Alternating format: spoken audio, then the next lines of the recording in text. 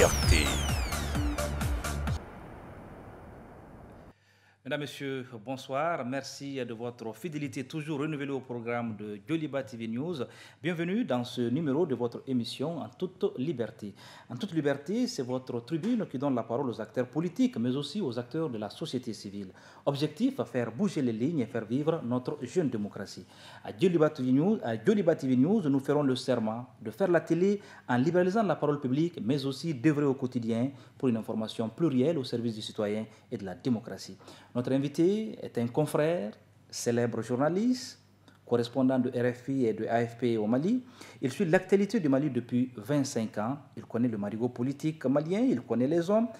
Il est amoureux des mots, mais aussi des lettres. Il a beaucoup écrit Les routes de l'immigration clandestine, ACMI, l'industrie de la drogue. Il est aussi le directeur de publication du mensuel La Lettre confidentielle. Vous l'aurez compris, notre invité est le journaliste Serge Daniel. Serge Daniel, bonsoir. Bonsoir. Merci de répondre à notre invitation. C'est à moi de vous remercier. C'est un confrère qui interroge notre confrère. Oui. L'exercice ne doit pas être facile. On verra bien. Ok, Serge Daniel, c'est dans un premier temps, nous allons parler peut-être de votre parcours, de votre itinéraire.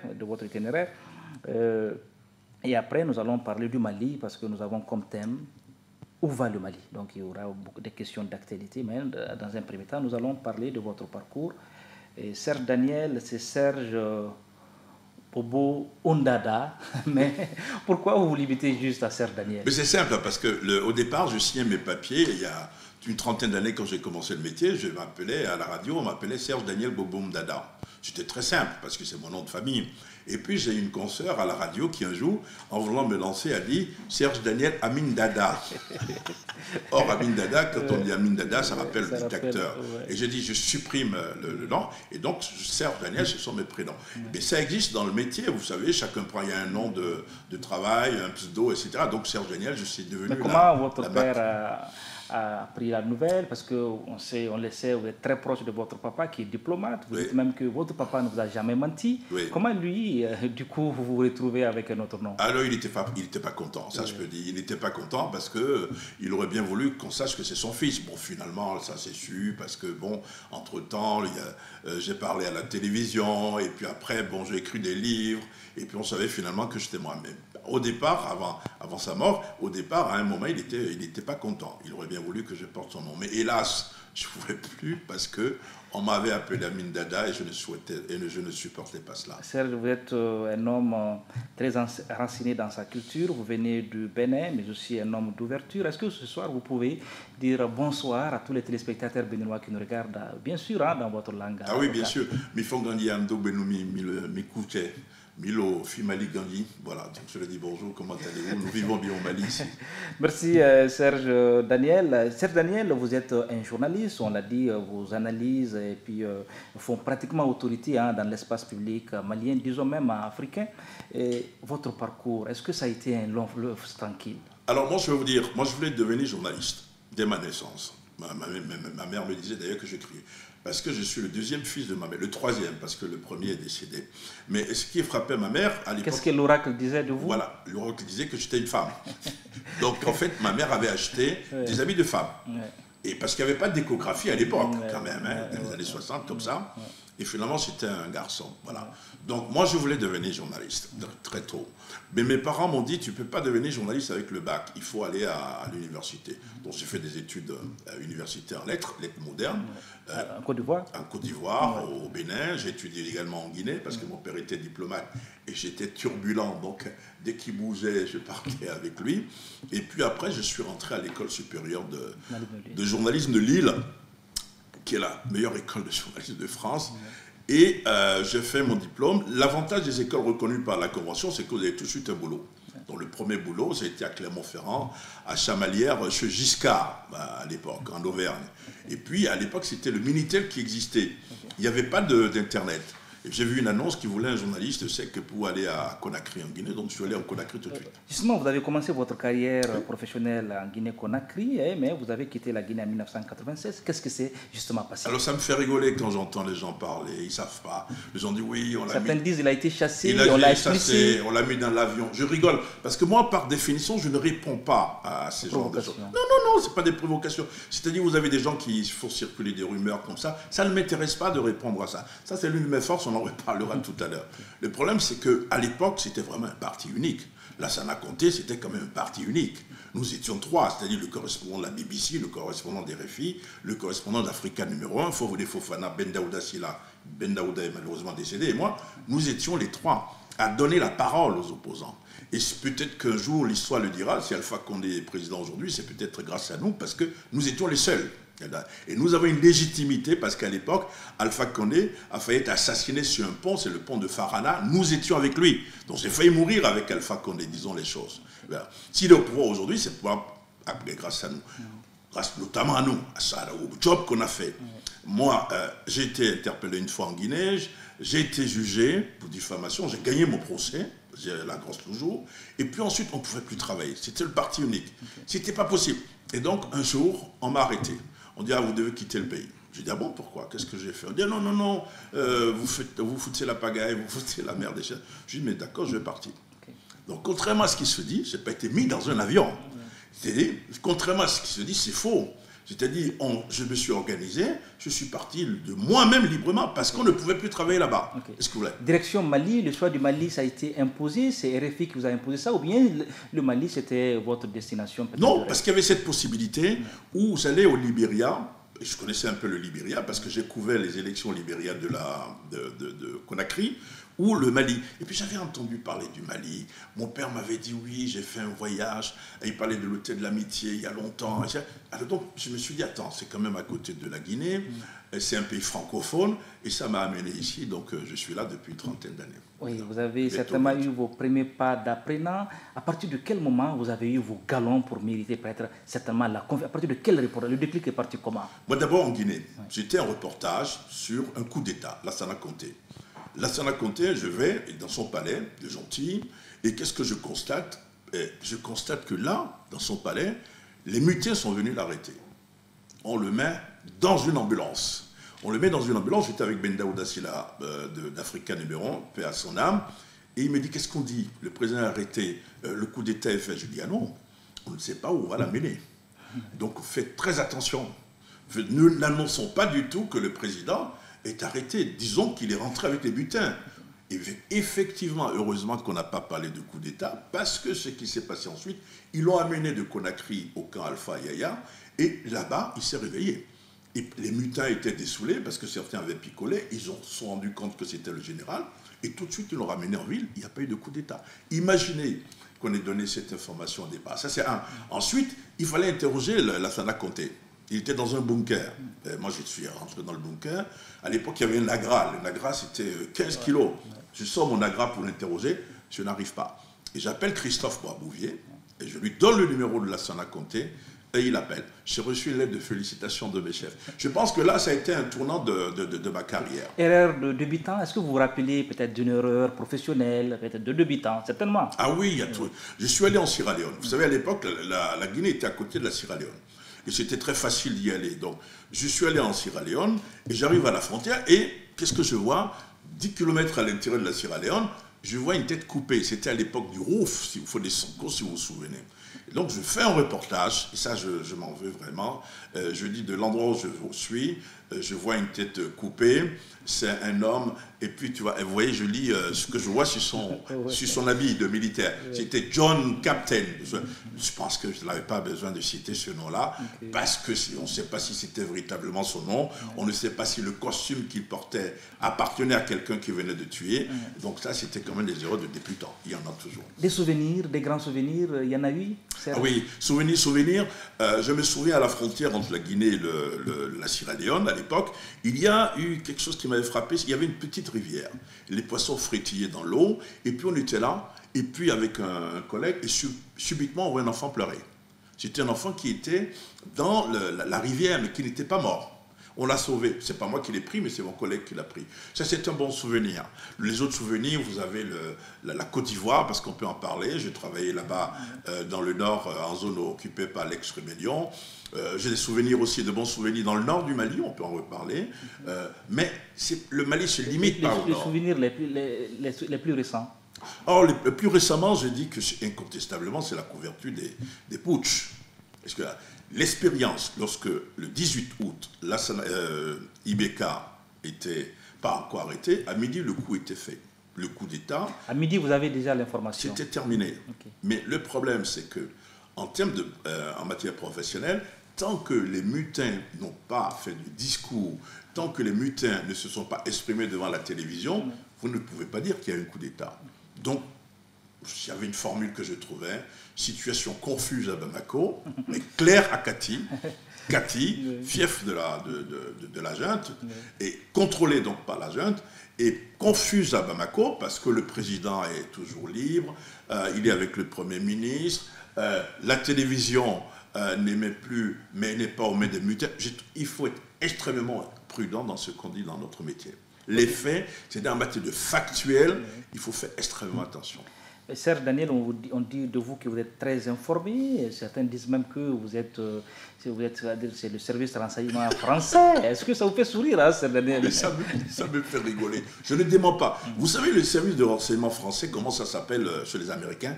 Central Intelligence. Il y a le mot intelligence là-dessus. Est-ce que vous voyez? Mais comment voulez-vous? Ça, c'est un complexe que les gens développent. Mais pourquoi je serais un agent de renseignement? Je suis journaliste, je ne suis pas un agent de renseignement. Mais cela dit, dans le métier que nous exerçons, et ça c'est très intéressant, dans une zone sécuritaire aussi dangereuse que le Sahel, vous avez toutes sortes de sources. Vous avez des sources médicales, vous avez des sources en renseignement, des sources sécuritaires, des sources militaires, mais ça ne fait pas de vous un agent de renseignement. Pas du tout. Ça vous fait 25 ans de pratique professionnelle au Mali. Et quel est le lien, le contact entre vous et vos sources? C'est-à-dire la relation, quel type de relation vous avez avec vos sources? D'abord, une bonne source. Un journaliste, c'est son carnet d'adresse, comme un homme d'affaires, c'est son carnet de chèques.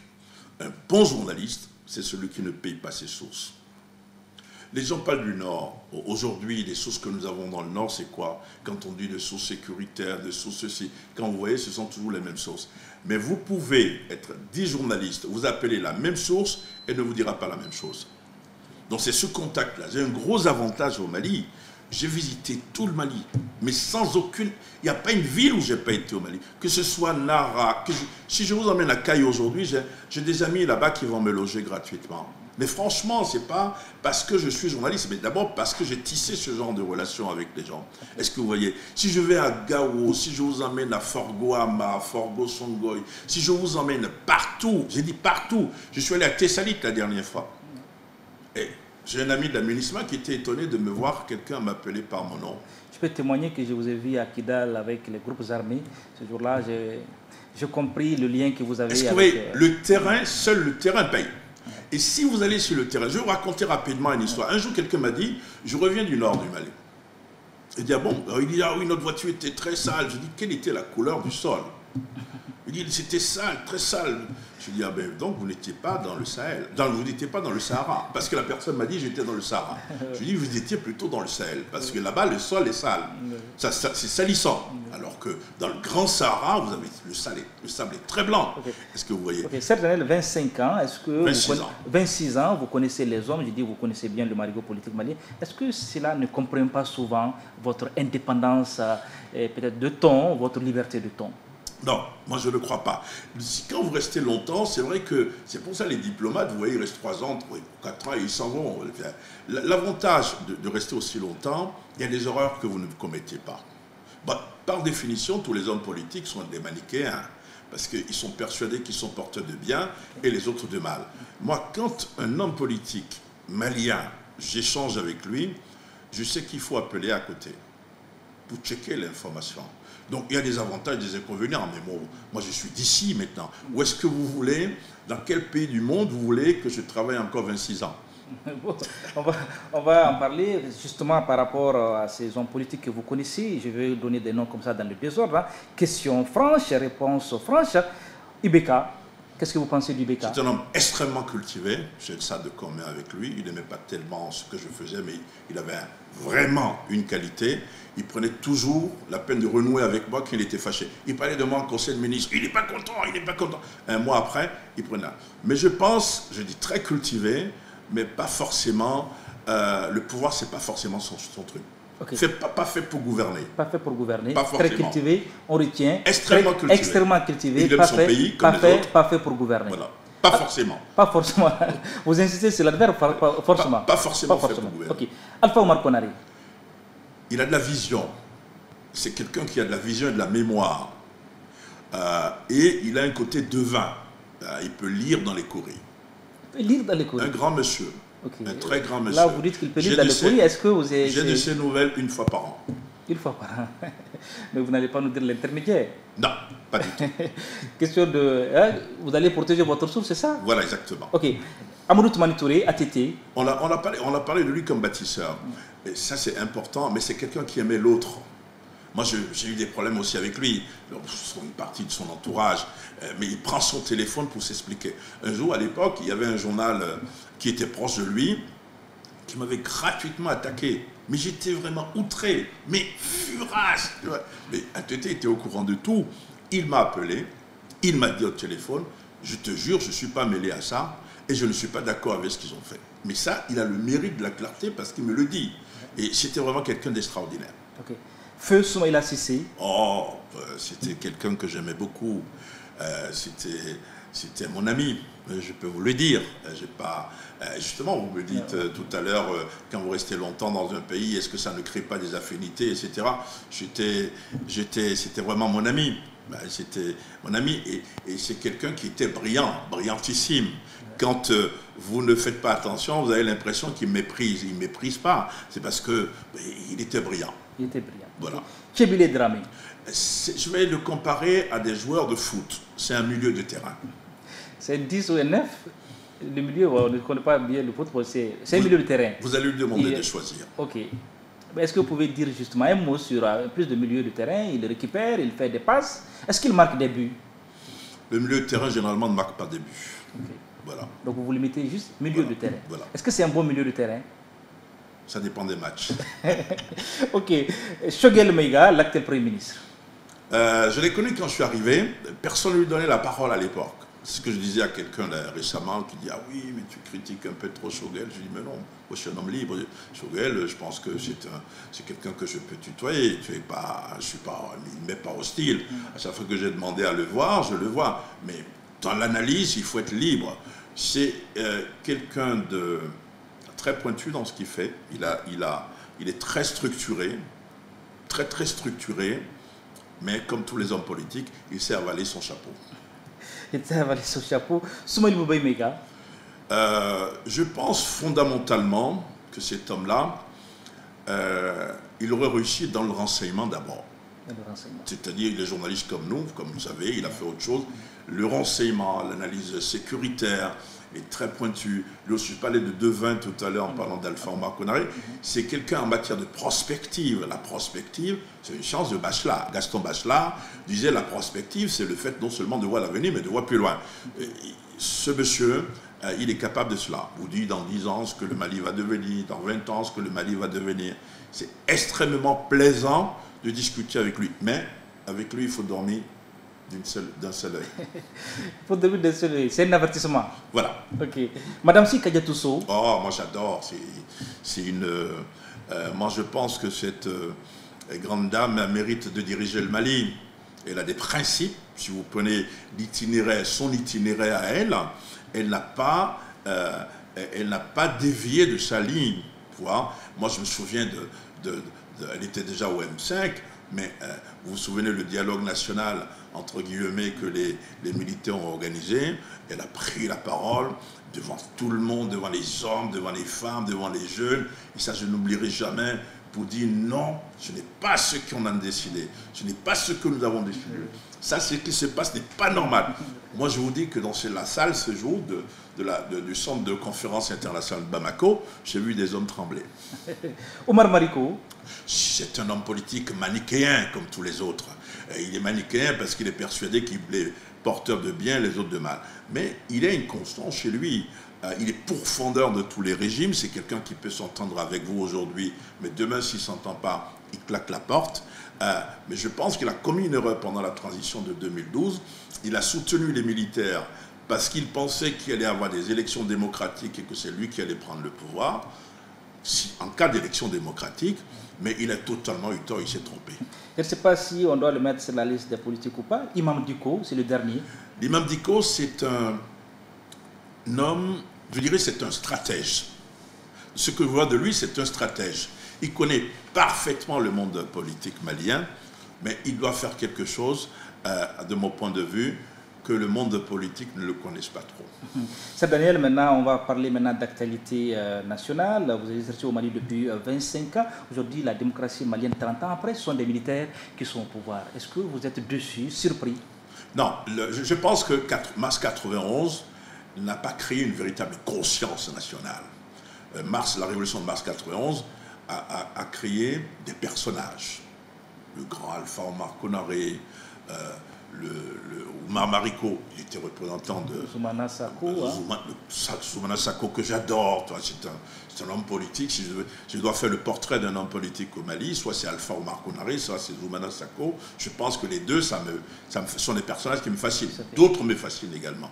Je pense que certainement des livres sur ces deux hommes, certainement dans l'avenir. J'aimerais bien. J'ai de quoi faire en tout cas. Je crois que mars 91 n'a pas créé une véritable conscience nationale. Mars 91 a créé des personnages. Donc la révolution était incomplète. Elle était inachevée.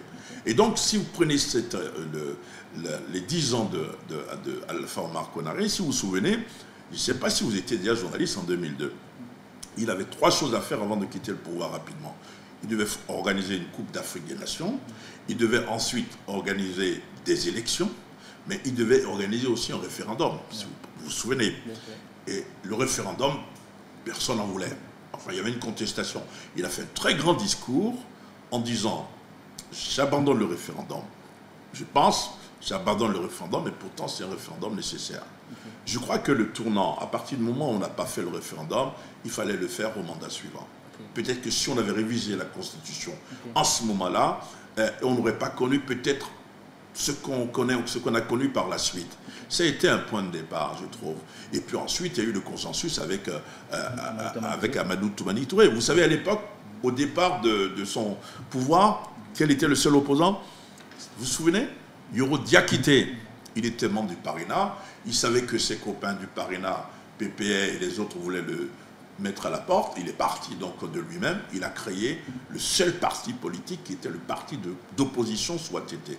Mais quelques mois après, il a disparu. Donc nous n'avons pas eu d'opposition. Il n'y a pas de démocratie sans opposition.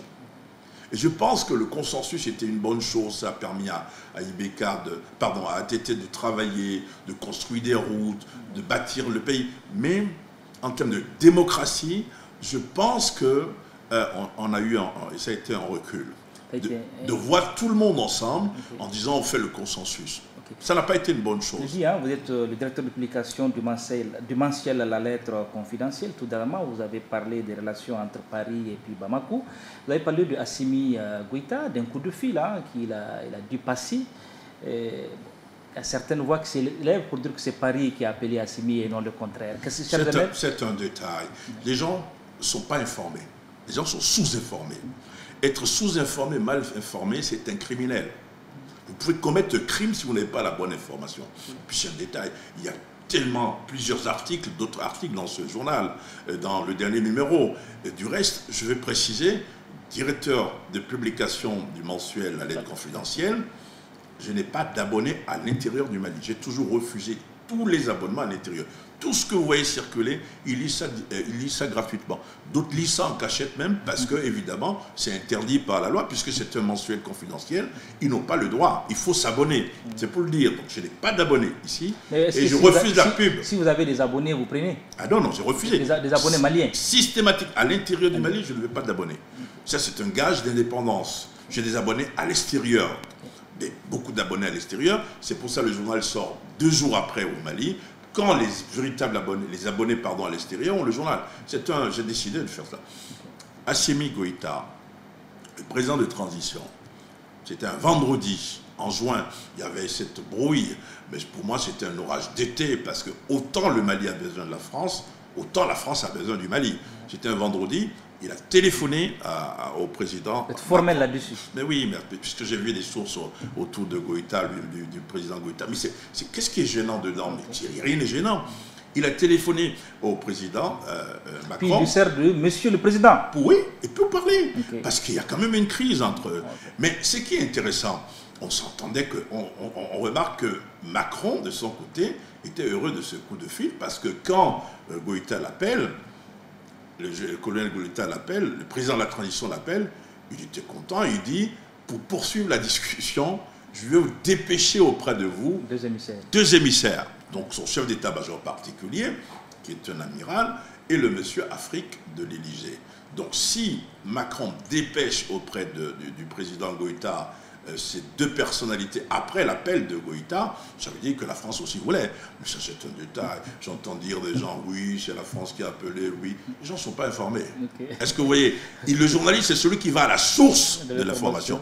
Le reste n'est que subterfuge sémantique qui consiste à s'amuser avec les mots. Ok. Certes, Daniel, vous aimez bien les mots. Assimi Goïta, le chef de la transition, bon, il était vice-président. À l'époque, c'était Bandaw qui était le président de la transition. Comment vous voyez l'action d'Assimi Goïta, le colonel Assimi Goïta? Je pense que c'est un homme, je le connais. C'est parce que je l'ai vu sur le terrain à Sévaré 2 ou 3 fois. Vous le connaissez avant qu'il n'accède? Je l'ai vu à Sévaré. Okay. C'était le patron des troupes spéciales. Et moi, quand je vais toujours à l'intérieur du pays, il y a une chose que j'aime bien, c'est de faire les photos avec les militaires. Et les militaires aiment bien faire des photos avec moi aussi. Bon, ne soyez pas jaloux, votre tour arrivera. Et donc, je pense que si vous faites attention, il est réservé. Il a un style de gouvernement. Prenez par exemple son véhicule, il reste un militaire. Je me demande si ce n'est pas plus par raison de sécurité que par volonté de ne pas afficher un luxe insolent, qu'il a un véhicule pick-up. Son bureau n'a pas fondamentalement changé. Je pense qu'il veut laisser Choguel, le Premier ministre, gouverner les affaires quotidiennes, les élections, etc. Mais il a dit à des visiteurs du soir, il a dit, c'est moi le patron. Le chef, c'est moi. Il a dit ça. Le chef, c'est moi. Ça veut dire qu'il prend ses responsabilités et qu'il surveille ce qui se passe. Vous avez vu, il y a 2 jours, il a reçu une délégation des aînés. S'il reçoit une délégation comme ça, il va les écouter. Forcément, ils ont des problèmes. Il va demander à ce qu'on règle ces problèmes. Donc, de mon point de vue, et je peux me tromper, je pense qu'il veut aller aux élections. Aller aux élections. Okay.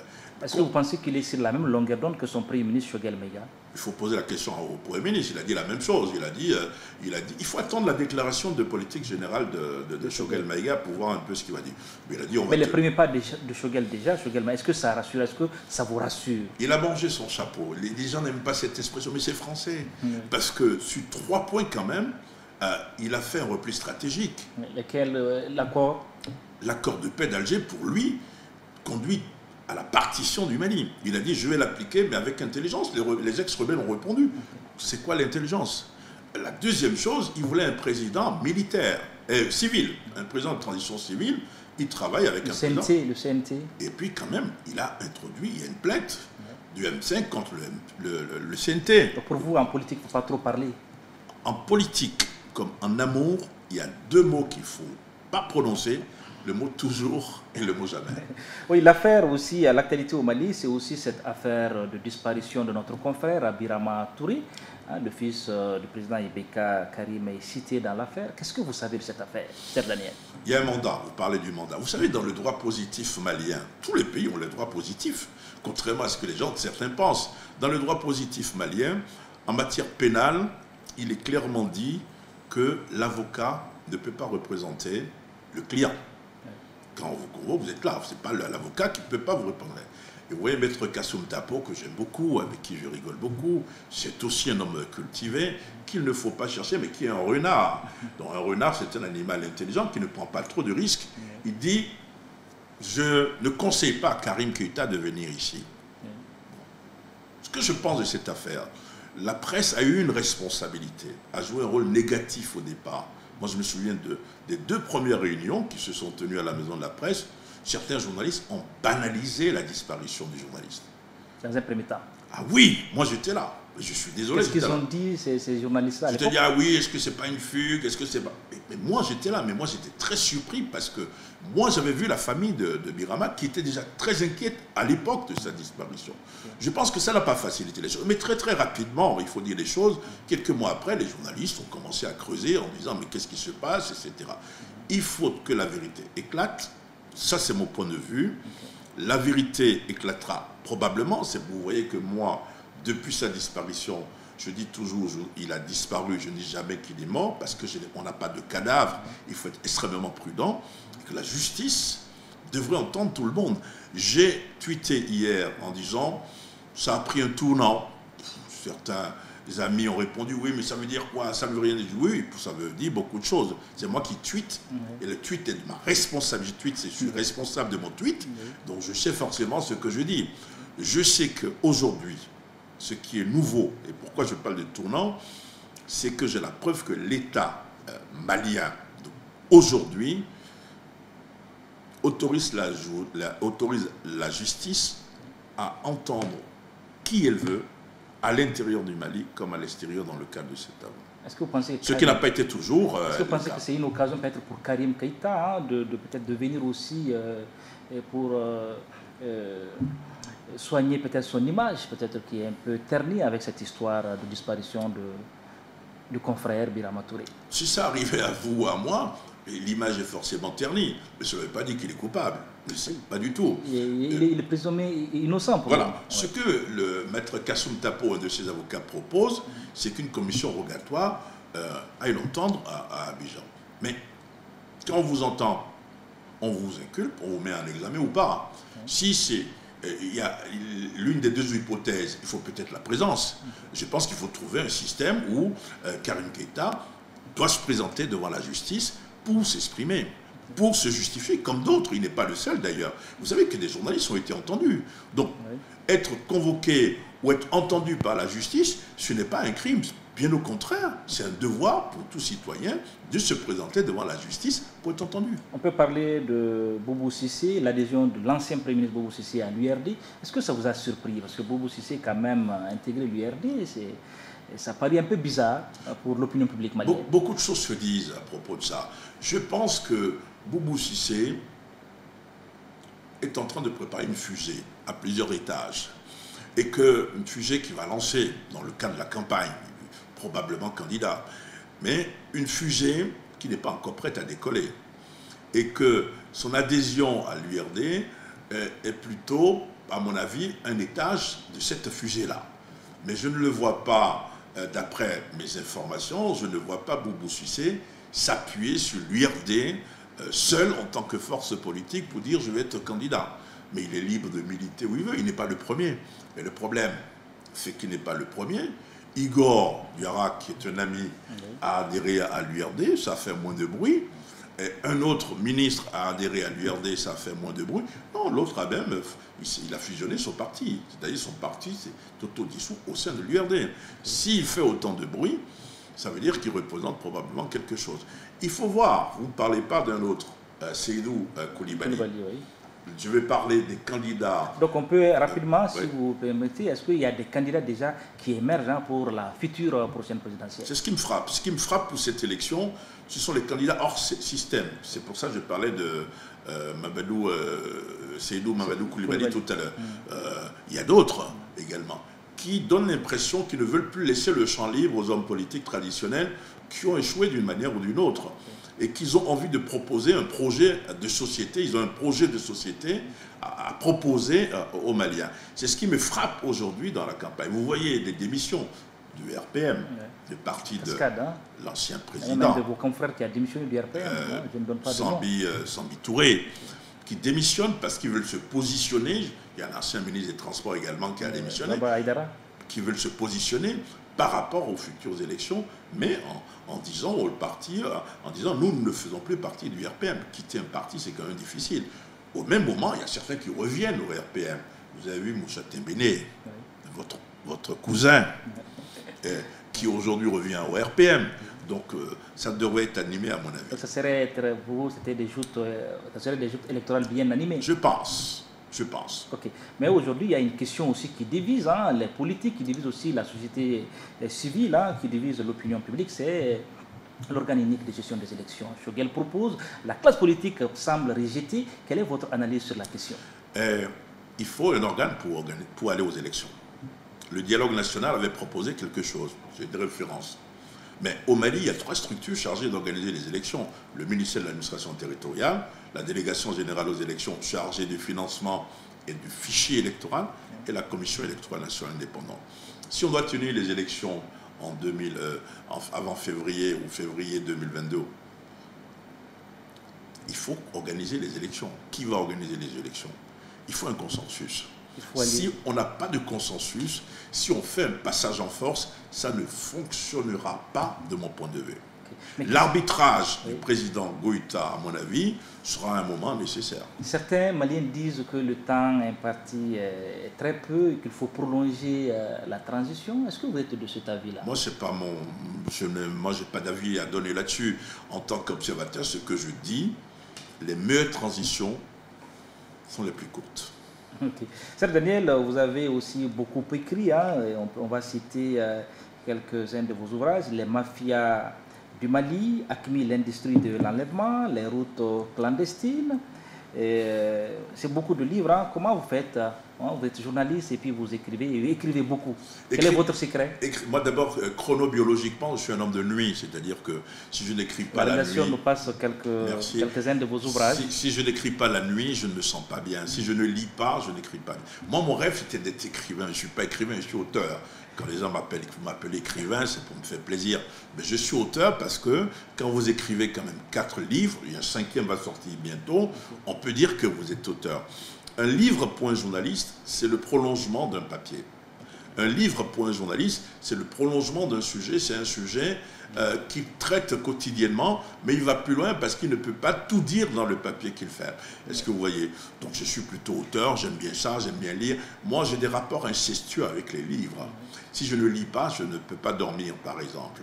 Je ne peux pas avoir un ami qui ne lit pas. Vous lisez combien de minutes? Avant de dormir, c'était combien de... 10 pages. 10 pages au moins avant de dormir. Nécessairement, sinon je n'arrive pas à lire. Sinon je n'arrive pas à dormir. C'est impossible pour moi de passer une journée sans lire. Et puis, je ne peux pas supporter l'amitié de quelqu'un qui ne lit pas. Est-ce que vous passez des livres souvent à des amis? Mais le problème, c'est qu'il faut les rendre. Si vous ne les rendez pas, appelez la chaise. Je vous chasse. Est-ce que ça peut gâter l'amitié? Ah oui, oui, j'ai perdu des amis comme ça. Et puis, si vous voulez me faire plaisir, d'autres aiment le parfum, d'autres aiment le ceci. Moi, si vous m'offrez un livre, je ne vais jamais vous oublier. Ok. Votre auteur préféré, c'est toujours Albert Camus, L'étranger. Camus. Est-ce que vous pouvez nous rappeler la première phrase de L'étranger? Mais j'ai lu... Aujourd'hui, maman est morte. J'ai reçu un message de l'asile. Mère décédée, sentiment distingué. Cela ne veut rien dire. Ah, mais ça, j'ai lu il y a plus de 40 ans, ça. Oui, vrai. Mais ça vous a beaucoup marqué, hein, oui. Kabyle, l'écriture Camille, ça vous a beaucoup marqué. Ah, oui. Et puis votre livre sur les routes de l'immigration clandestine, hein, vous avez même dit, vous avez créé il y avait une certaine proximité. À un moment, vous avez dit, bon, vous avez même cessé de filmer parce que vous avez vu des gens très engagés. Est-ce que vous pouvez nous raconter un peu une petite histoire? Vous ne pouvez pas. Alors, il y a eu 2 étapes importantes. C'était en Algérie et au Maroc. En Algérie, par exemple, dans une localité qui s'appelle Tamaracet, j'ai vu sous un pont des trous. Ce sont des buses. C'est en période de crue. Vous avez l'eau de l'Oued qui passe de l'est à l'ouest à travers ces buses-là. Et en période de décrue, vous avez la buse des Maliens, c'est-à-dire le trou où vivent les Maliens, un trou où vivent les Sénégalais, un trou où vivent les... Et une femme vend du riz, en fait c'est une bouillie qu'elle vend dans une brouette et elle passe devant les bus et les gens donnent des bols, même pas des bols, mais vous voyez des bouteilles d'eau minérale coupées en 2 pour se faire servir. C'est-à-dire vous avez la négation de l'homme. Ces hommes-là qui ont envie de partir parce qu'ils rêvent d'une chose, c'est un avenir meilleur, et vous vous rendez compte que nos dirigeants ont échoué. Qu'ils assassinent le temps. Ah oui, parce que nous, par exemple, c'est une émission d'1 heure. Dans 1 heure, vous allez lui dire, ah, Colo Serge, il faut que tu partes, parce qu'il y a autre chose. Parce que le temps nous assassine. Mais eux, ils assassinent le temps Parce qu'ils peuvent rester sur place un jour, une semaine, un mois, 2 ans, 3 ans, 5 ans, 10 ans, jusqu'à ce qu'ils arrivent là où ils doivent être, c'est-à-dire de l'autre côté de là-bas. Okay. Et ça, c'est quelque chose qui m'a frappé, c'est-à-dire, vous voyez la détermination, l'énergie des désespérés. Voilà l'expression que je cherchais. Okay. Parce qu'ils sont des gens désespérés. Si la réalisation le permet, le livre ACMI, hein, l'industrie de la drogue, hein, vous allez nous dire un mot. Quelles étaient les motivations pour faire ce livre-là? ACMI, l'industrie de la drogue. L'industrie de l'enlèvement. De l'enlèvement. J'ai compris une chose assez rapidement, qu'il y a une hypocrisie collective qui dit qu'il ne faut pas négocier avec les terroristes. Tout le monde négocie avec les terroristes, cher Rabi. Le Mali, le Burkina, le Niger, le Tchad, la Mauritanie, qui d'autre? Tout le monde négocie avec tous les pays du Sahel négocient avec les Américains, la France, tout le monde. Tout le monde négocie avec les djihadistes. Le problème, c'est pas est-ce qu'il faut négocier ou pas. Le problème, c'est qu'est-ce qu'il faut négocier. C'est ça le véritable problème. Et je me suis rendu compte d'une chose, c'est que si le nord du Mali est devenu un entrepôt d'otages, parce que dès qu'on enlève les otages en Mauritanie, ailleurs, on les amène dans le nord du Mali, parce que dès qu'ils arrivent dans le nord du Mali, les pays d'où sont originaires les otages demandent au gouvernement malien de ne pas les combattre militairement, mais d'engager des négociations. On a commencé avec 5 millions de dollars ou d'euros, et après, les sommes faramineuses. ACMI, l'industrie de l'enlèvement, de dire qu'ils enlèvent les gens, les pays d'où sont originaires payent les rançons pour les libérer, et avec les rançons, les djihadistes achètent des armes, et quand ils achètent des armes, ensuite, c'est pas terminé, ils recrutent localement. Et donc l'industrie de l'enlèvement, c'est cela. Ils enlèvent par conviction, mais parce qu'ils savent que s'ils enlèvent, il faut que les gens payent, et ils payent énormément pour pouvoir les libérer. Les Français d'Arly, on a payé. Vous avez eu des problèmes pour le recoupement des informations, pour faire ce livre-là? Au départ, c'était difficile. Est-ce que vous avez eu des interlocuteurs, des djihadistes, des gens que vous... Est-ce que vous étiez... C'était une enquête, c'est ça? C'était une enquête. Oui. Mais au départ, c'était difficile. Mais après, les gens ont commencé à parler. Par exemple, je suis tombé... ACMI avait un porte-parole à l'époque, et les gens ne croyaient pas, parce que quand on parlait d'ACMI, on pensait tout de suite que c'était des gens originaires d'Algérie, de la Mauritanie. Au départ, oui. Mais ils sont venus recruter, non seulement localement, mais ils ont recruté dans la sous-région. Donc ils avaient des porte-paroles qui parlaient français. Par exemple, ce qui s'est passé en 2012, parce que pendant l'occupation, je me suis rendu à Gao, dirigé par le Moujao à l'époque, et ce qui se passait, c'est que vous voyez qu'il y avait des jeunes Sénégalais, il y avait des Nigériens, il y avait des Béninois, il y avait des Togolais. Et ce qui fait que ce sont des gens qui ont commencé à parler très tôt. Et quand c'est devenu l'État islamique, puisque c'était les gens du Moujao, ils ont gardé contact avec les mêmes journalistes qu'ils avaient connus à l'époque où ils étaient au Moujao.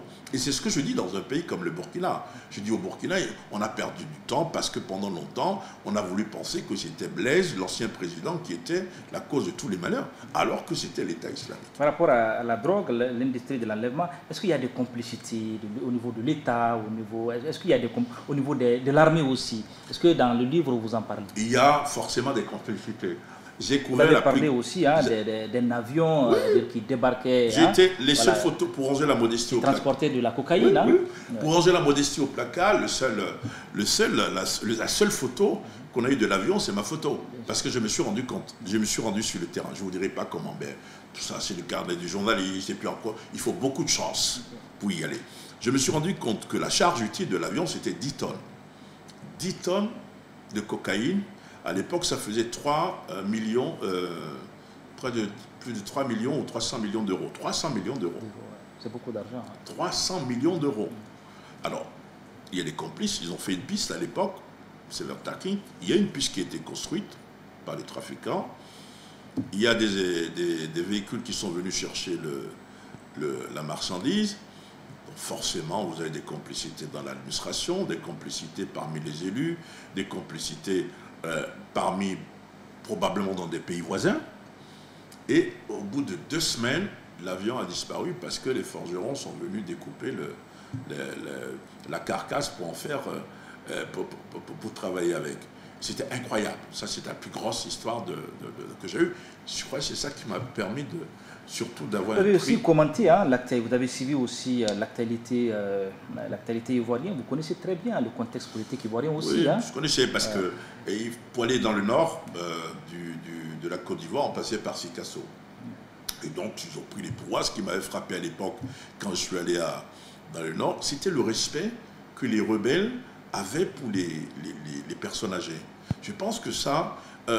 ils ont gagné tout de suite la sympathie des populations parce qu'on disait que, vous savez, ceux qui étaient du Nord ne pouvaient pas avoir de carte d'identité, étaient brimés. Alors que si vous prenez ce que j'ai vu par exemple en Sierra Leone ou au Libéria, c'est-à-dire les groupes rebelles étaient sanguinaires, barbares. Alors qu'en Côte d'Ivoire, ça c'était quelque chose de frappant. Les rebelles n'étaient pas sanguinaires, ils n'étaient pas barbares vis-à-vis des populations, surtout vis-à-vis des personnes âgées, je vous l'ai dit. Si, il y a des actes de barbarie, c'est évident. Mais en termes de conquête du terrain, ils sont rentrés plus facilement, ils ont été plus facilement acceptés par la population que les rebelles, par exemple, sierra-léonais ou libériens. Vous avez fait un livre sur Guillaume Soro, hein? Oui, voilà. C'est un ami? Oui. Il a un bout de temps, je ne l'ai pas vu, mais c'est quelqu'un que je connais très bien. Mais ça fait un bout de temps que je ne l'ai pas vu. Il était le chef de la rébellion dans le Nord. Il avait une qualité, si vous permettez, c'est que il a joué à rassembler les militaires. Il demande à la relation de faire passer la photo, le livre de Guillaume Soro, pourquoi je suis devenu un rebelle, la Côte d'Ivoire, au bord du gouffre. Il a eu ce méritage de rassembler les rebelles. Ça, c'est vraiment le mérite qu'il a eu. Et ça, c'était quelque chose de frappant parce que j'étais là-bas à l'époque. Je l'ai connu. Mais ça fait un bout de temps, malheureusement. On va parler maintenant de sécurité. Votre terrain de prédilection aussi, c'est la sécurité au Mali, mais c'est aussi la sécurité au Sahel. Aujourd'hui, hein, est-ce qu'on peut dire que sur le plan sécuritaire, le Mali a son destin en main? Si. Bon, moi, je pense qu'on peut régler la question assez facilement. Enfin, ouais, on dit avec quel est le gris-gris de Serge pour régler la question. Nous avons, à l'intérieur du territoire national, des forces de défense et de sécurité, d'un côté. Nous avons des ex-rebelles de l'autre côté. Si les deux forces se mettent ensemble, nous pouvons régler le problème en quelques mois. Oui, par rapport aux groupes armés, hein, les groupes armés, c'était la rébellion, c'était les MNLA à l'époque. Vous avez dit à l'époque hein, que le MNLA, ce n'était pas le MNLA qui menait la danse militairement, et que c'était à l'époque, les gens pensaient que vous racontez votre vie, mais après, la réalité, c'était que ce n'était pas le MNLA, c'était... voilà. Le MNLA avait une politique de communication, les djihadistes avaient une politique de conquête du terrain. Mais les djihadistes savaient qu'il fallait maîtriser le terrain, se faire accepter par les populations et après ils se débarrasseraient du MNLA. Aujourd'hui, avec des gens du MNLA, on sourit, ils sont au gouvernement, on sourit, mais à l'époque, c'était terrible. Il y a eu même un forum, un site qui a été créé contre moi parce que j'étais parmi les rares, on n'était pas du tout nombreux à dire attention. Vous vous trompez. Pour dire que le MNLA ne pesait pas militairement sur le terrain. Et bien sûr. Mais qu'est-ce qu'on n'a pas entendu à l'époque? On m'a tapé là-dessus. Alors c'était assez marrant parce qu'au sud... Mais parce que vous le savez déjà, avec vos contacts, avec vos différents livres sur le Sahel, mais bien sûr. Vous avez des réseaux pour savoir réellement ce qui s'est passé. Mais moi je le savais dès le départ.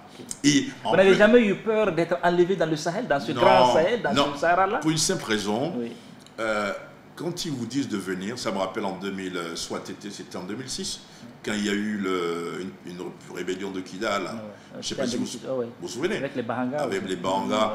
Moi, ils m'ont demandé de venir à Gao, à 6 km de Gao, et qu'ils allaient m'amener à 6 km de Gao. Ils sont arrivés, ils m'ont amené jusqu'à Tizawaten, dans le Tirara. Ils m'ont rappelé. Mais parce que s'ils vous disent que venez, ce n'est pas des gens qui vont vous faire du mal si vous le disent. Ça me permet de dire quelque chose d'ailleurs, parce que vous avez pour moi, c'est de l'humour qu'ils font.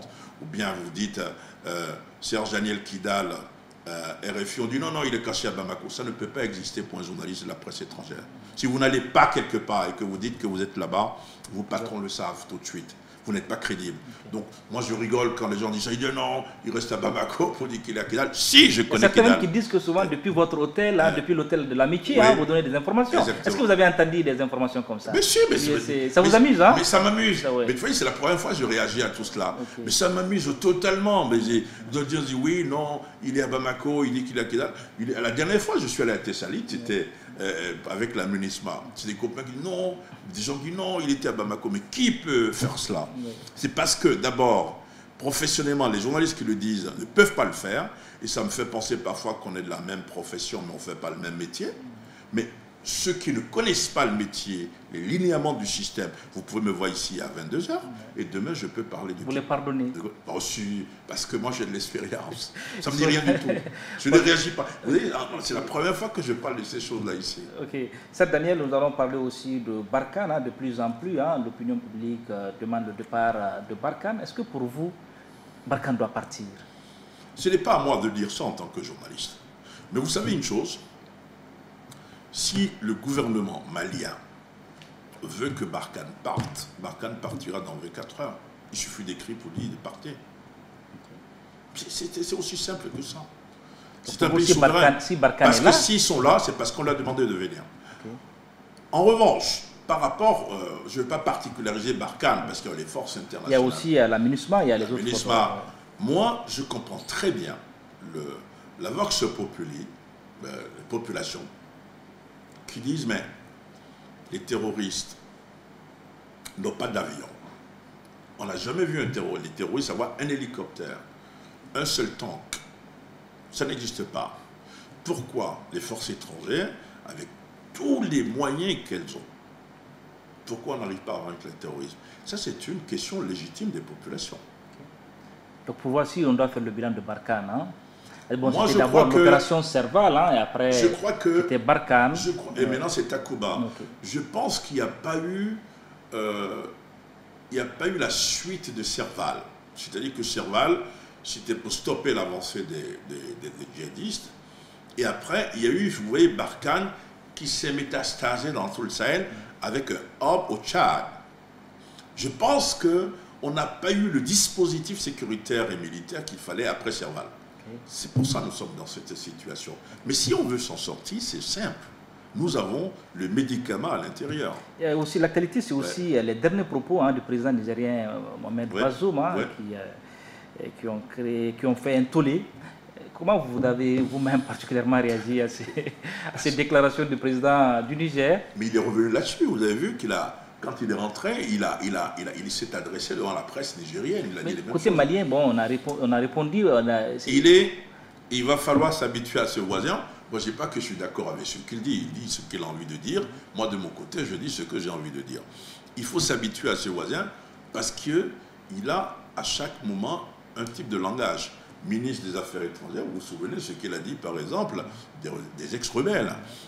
Ministre de la Sécurité, vous avez entendu ce qu'il a dit. Est-ce qu'il est préparé pour la fonction? Parce que visiblement, c'est comme c'est un stagiaire, hein? On a l'impression. On ne peut pas dire que c'est un président stagiaire, non. C'est un homme politique aguerri. Est-ce qu'il n'a pas fait du politiquement incorrect? Ah oui, ça c'est évident. Parce qu'en langage diplomatique, ce n'est pas le discours qu'on tient. N'est-ce pas? Voilà. Ok, Serge Daniel, maintenant le Mali, quel avenir pour le Mali? Enfin, moi je ne sais pas lire je ne sais pas jouer au Cori. Moi je suis persuadé qu'on va s'en sortir. Je suis persuadé qu'on va s'en sortir. Pourquoi? Pour deux raisons. Nous allons avoir une jeunesse de plus en plus exigeante. C'est-à-dire que ça va être une jeunesse transcourante. C'est-à-dire que tu sois du RPM, de l'ADEMA, ce sont des jeunes qui vont se retrouver à un moment pour dire, écoutez, stop, nous sommes là, j'en suis persuadé. La deuxième chose, je disais tout à l'heure, nous avons le gris-gris à l'intérieur pour s'en sortir. Vous croyez beaucoup au gris-gris, à l'oracle. Ah oui, vous êtes un bon Africain, Serge Daniel. Comme vous. Parce que tout à l'heure, on l'a pas dit, mais quand on était là-bas tout à l'heure, vous avez laissé votre gris-gris là-bas. Non, Serge Daniel. Ah bon, je pense que j'ai un gris-gris. Ce qu'il faut, de mon point de vue, c'est la sincérité. Okay. Vous savez, au gouvernement, parmi les meilleurs ministres, ce sont les représentants des ex-rebelles font partie des meilleurs ministres du gouvernement aujourd'hui. Ce n'est pas moi qui le dis, ce sont les techniciens, les diplomates qui les rencontrent, etc. Et moi, je sais aussi des choses par rapport à leurs collaborateurs. Mais très bien intrus aussi dans ce milieu de cette communauté Touareg. Vous avez des amitiés aussi, oui, très bien. Voilà. Pas là-bas Est-ce que vous parlez un peu de Tamacheq? Pas du tout, mais je n'ai pas des amitiés seulement là-bas, j'ai des amitiés partout. Je disais que ils font partie des meilleurs ministres. Mais ils parlent au nom du Mali. Donc une partie du problème est réglée. On n'a plus d'indépendantistes. Mais là, le véritable problème du Sahel, et ça concerne aussi le Mali, ce sont les trafics. Ça, ce n'est pas une affaire du Mali seulement. Si la communauté internationale ne peut pas lutter contre le trafic de drogue, dans cet espace-là, le trafic d'armes, ça va poser problème.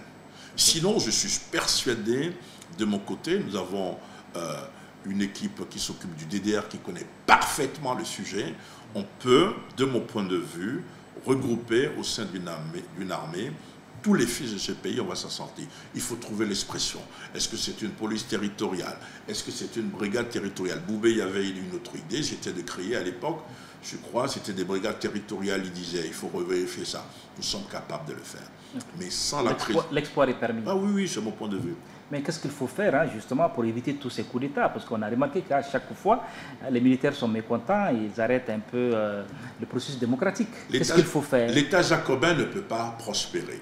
L'État jacobin, c'est-à-dire l'État fort qui reste à Bamako, vous restez à Bamako, pour pouvoir diriger Taoudéni, pour pouvoir diriger Kidal, ce n'est pas possible.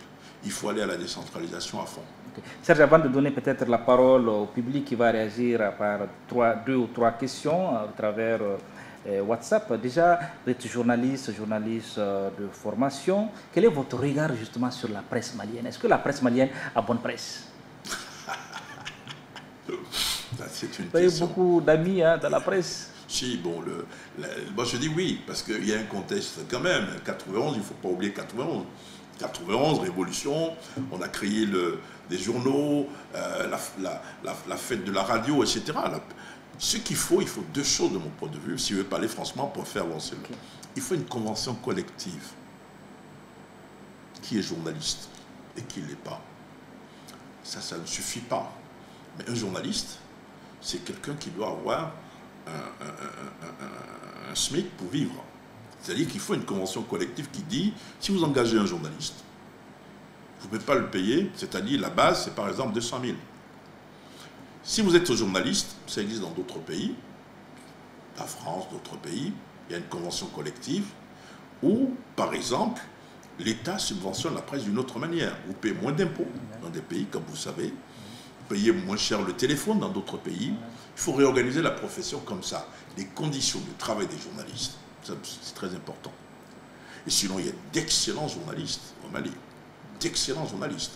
Mais parfois, vous avez, comme je le disais tout à l'heure, quand vous lisez des articles, vous vous dites, bon, est-ce que nous sommes de la même profession, mais est-ce que nous faisons le même métier? Quand un journaliste écrit quelque chose, une information que je n'ai pas, ou qui ne me semble pas exacte, je ne dis jamais, c'est une fausse information. Je dis, moi, je n'ai pas cette information. Je ne vais pas tirer sur un journaliste. Ça n'a pas de sens. Mais ils sont nombreux, certains confrères qui disent aussi Serge Daniel, parce que les journalistes de RFI se croient plus importants. Est-ce que vous avez aussi souvent ces échos-là? Mais c'est faux. Ils disent, bon, il n'est pas, hein, voilà, même créer une certaine distance avec les autres confrères. Je ne crée pas de distance. Que la presse étrangère est plus importante que la presse locale. Mais c'est pas vrai. Voilà. Mais c'est un procès d'intention. Mais non, pas du tout. Je vais vous dire. Est-ce que vous voyez, le Mali, c'est par exemple le seul pays dans la sous-région où il n'y a pas d'association de journalistes de la presse étrangère. Dans les autres pays, ça existe. Pourquoi nous n'avons pas créé ici? Mais parce que moi, j'estime que nous sommes très intégrés. Est-ce que vous voyez? C'est cela. Maintenant, si vous voulez me voir alors que j'ai un reportage à faire, c'est difficile. Je ne mets pas la distance. Je suis quelqu'un de réservé. Je fais un travail très mondain, mais je ne suis pas du tout mondain. Les gens racontent beaucoup de choses. Oui, il va à tel endroit, il va à tel endroit, tu le vois. C'est faux. Moi, je suis chez moi. J'ai 2 ou 3 endroits où je vais de temps en temps.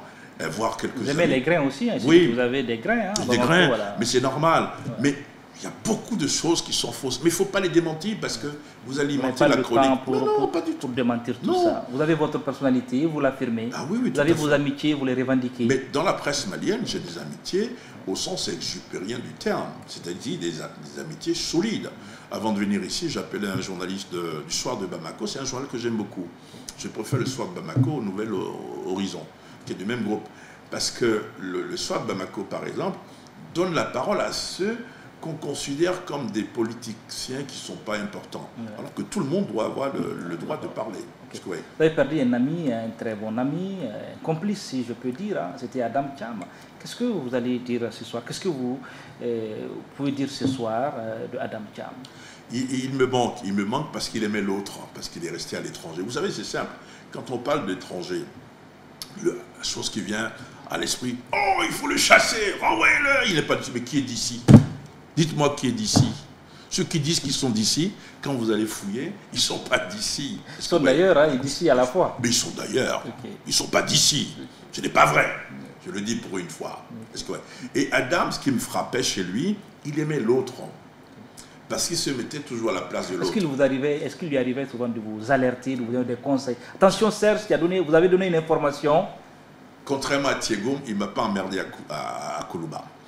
À Koulouba, j'avais juré, et je l'ai dit après sa mort, vous savez qu'on ne ment pas sur les morts. Je n'ai jamais appelé Adam Thiam à Koulouba pour lui demander une information, même officielle. Parce que c'est un ami, je ne voulais pas le mettre mal à l'aise, et je ne voulais pas qu'on dise qu'il m'informe. Je ne sais pas si vous voyez. Mais de l'autre côté, oui, n'étant pas un bleu, je pouvais m'informer par d'autres circuits. Et c'est quelqu'un qui me manque beaucoup parce que, d'abord, c'était quelqu'un de cultivé, ça me fascine. Et il aimait vraiment l'autre. Il aimait l'autre, il demandait d'après votre famille, vos parents. Et c'était quelque chose qui me touchait énormément. Vous disiez que votre femme aimait particulièrement ses éditos. Oui, moi, ma famille aimait beaucoup ça, ses éditos. J'ai des amis qui aimaient, même j'appréciais énormément ses éditos. Par exemple, il y avait il écrivait un John Doe, ça vous dit quelque chose. Il rendait hommage aux gens, tu vois, et pas seulement aux intellectuels, pas seulement aux instruits, à un musicien, à un joueur de kora. C'est quelque chose qui me fascinait beaucoup chez lui. Et on ne s'écrivait plus régulièrement, mais comme s'il savait qu'il allait partir de l'autre rive.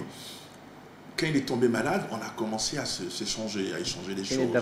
Et puis il a dit de là-bas, de là où je suis, je vous suivrai. Et moi qui lui dis reviens vite, sinon on va prendre ta place, etc. Et comme je dis, en lui rendant hommage, pour moi il n'est pas mort parce que le poète l'a dit, le véritable tombeau des morts, c'est dans le cœur des vivants. Ok.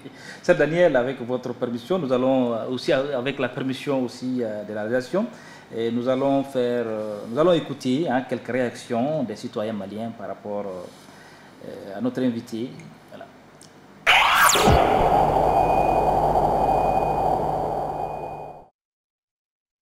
Ma question à Sœur Daniel est la suivante. Qu'est-ce que ça lui fait lorsque, c'est-à-dire les gens lui reprochent d'être en mission de la nation française, d'être une propagande de la République française en Afrique? Qu'est-ce que ces allégations lui font en personne? Merci bien. Ce que je veux savoir à Serge Daniel, les émissaires qui est venu au Mali au nom de la présidente de la République française, qui a envoyé ces émissaires-là. Ces émissaires-là, c'est Hassimou qui a demandé au président français qui a envoyé. Je veux savoir. Deuxièmement, selon mon information toujours, que Serge Daniel peut démentir s'il y a des preuves. Il peut démentir. Selon mon information, quand Hassimou a accepté de décrocher le téléphone du président français, Emmanuel Macron a même invité Hassimou Goïta pour qu'il aille à Paris, pour qu'il puisse passer le même temps comme le président Bansoumo a fait des G5 Sahel. On peut faire ces conférences des chefs d'État de la G5 Sahel en ensemble ici à Paris. Si tu veux venir, Hassimou a refusé d'aller en France. Selon mon information. Mais Serge Daniel peut le démentir aussi s'il y a des preuves concrètes. Voilà, donc, après la refus de Hassimou Goïta, Emmanuel Macron a appelé Banson, président de la République de Niger, pour venir à Paris. Bonjour à toutes et à tous les responsables du Djoliba TV. Je me présente Yamadou Diallo. La question que j'aimerais poser à Serge Daniel, et qu'est-ce que Serge Daniel, depuis qu'il est arrivé au Mali, qu'est-ce qu'il a posé comme acte d'un journaliste pour la stabilité du Mali, pour l'intérêt même du peuple malien? Moi, j'aimerais savoir ça. Merci. Bonsoir Djoliba TV. Monsieur Mega Aboulaye depuis Abidjan. Une question pour Monsieur Serge Daniel. Juste là, pour lui demander si c'est par intérêt qu'il a pris la nationalité malienne ou pour amour pour le Mali. Sinon, moi, je ne peux pas comprendre. tous ces débats, tout ce qu'il fait sur le... Ok, Serge Daniel, nous venons là d'écouter quelques réactions de citoyens. Donc on a laissé librement hein, les réactions, hein, voilà, sans censure, donc tel que les citoyens le pensent. Mais donc, c'est ça qui est bien, voilà, parce que donc ça rapidement, voilà. problème. Donc il y a quelqu'un, il y a le premier qui dit qu'est-ce que bon, vous avez essayé de répondre à la question, on vous reproche d'être un pion de la France. Hein, oui, voilà. Si j'ai travaillé pour la Voix de l'Amérique, on allait dire que j'étais un pion des Américains. Donc c'est normal quand on te dit oui, il y a le mot France dans le mot RFI. Je fais un métier qui est un métier de journaliste. Et ce métier, je l'exerce avec fierté, en toute conscience, et que je ne suis pas un pion de la France. Je suis un journaliste. Si vous pouvez lever la main, dire je le jure, ce n'est pas un tribunal. Je ne suis pas un tribunal. Okay. Vous avez des journalistes maliens, oui. et je suis fier d'eux, qui travaillent pour le service mandingue des RFI. Est-ce qu'on va dire qu'ils sont des pions de la France? Non.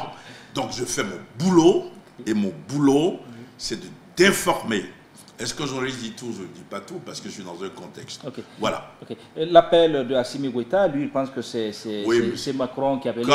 Comme ce que je le disais tout à l'heure, je pense que la présidence peut confirmer tout cela. Mais pour moi, c'est un détail. Je vais vous dire pourquoi.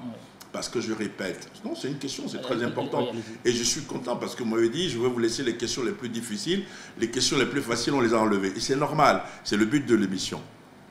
Le président de la transition du Mali a appelé le président français un vendredi au mois de juin, et le président français, ils se sont expliqués.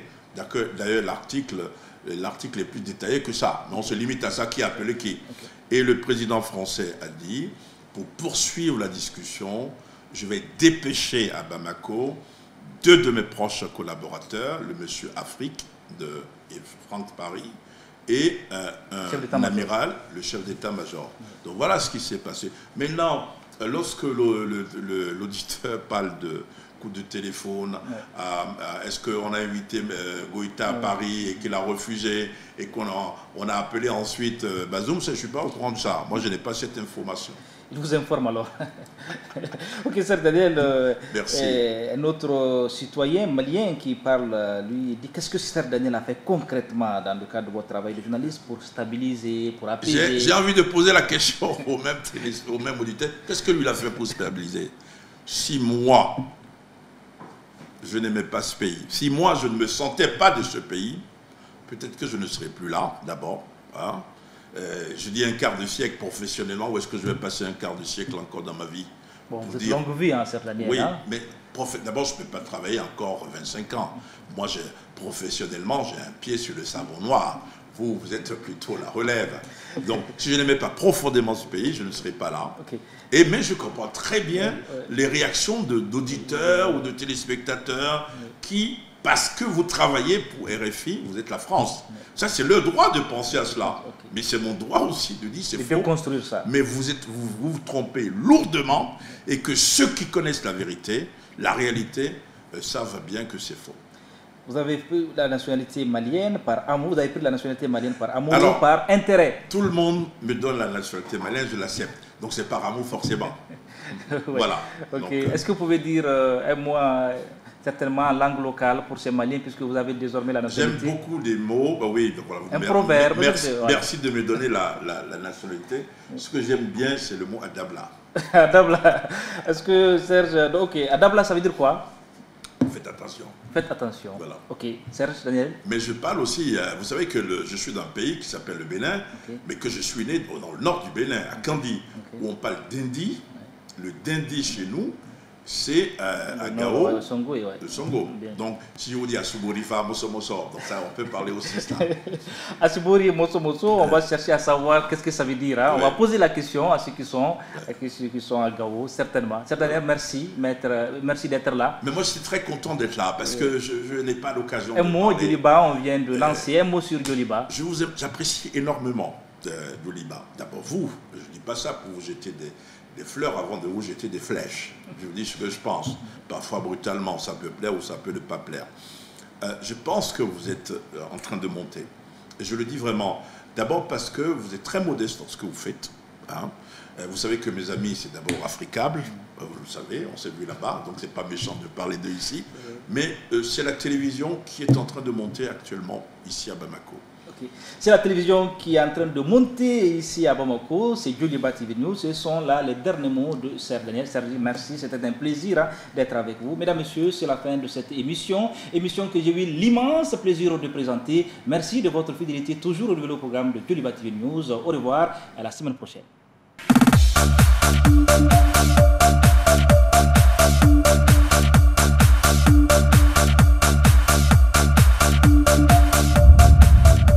En toute liberté.